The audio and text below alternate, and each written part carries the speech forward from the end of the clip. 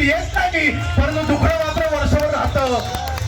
एवढंच आव्हान आजच्या क्लास निमित्ताने देऊ इच्छितो. आज हा हिंदू सण आपण सर्व एकत्र मिळून साजरा करतोय. मी एवढंच सांगेन, आपली हिंदू संस्कृती जपत असताना बांधवांनो आपण तरुण इथे एकत्र जमलोय. मला माझ्या मतदारसंघाला महाराष्ट्रामधला एक नंबरचा मतदारसंघ बनवायचा आहे.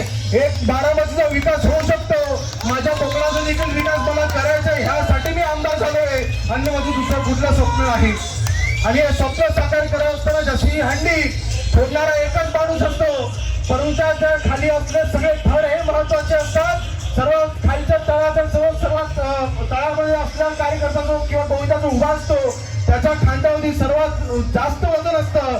तसं इथे असलेले माझे थर म्हणून आपण सर्व आहात. आपण मजबूतीने माझ्या पाठीशी उभे राहाल हा विश्वास आजच्या दहीहंडी उत्सवाच्या निमित्ताने दर्शवतोय. पुन्हा एकदा आपण सर्व शिवसेनेच्या कार्यकर्त्यांनी एकत्र येऊन आजची दहीहंडी दापोली तालुक्यामधली एक नंबरची दहीहंडी आपण सर्वांनी पुन्हा एकदा इथं उत्सवामध्ये साजरी केली, नियोजन केलं. त्याबद्दल सर्वांचं मनापासून मी अभिनंदन करतो. अधिक वेळ नका देतो. सांगतो जय हिंद, जय महाराष्ट्र.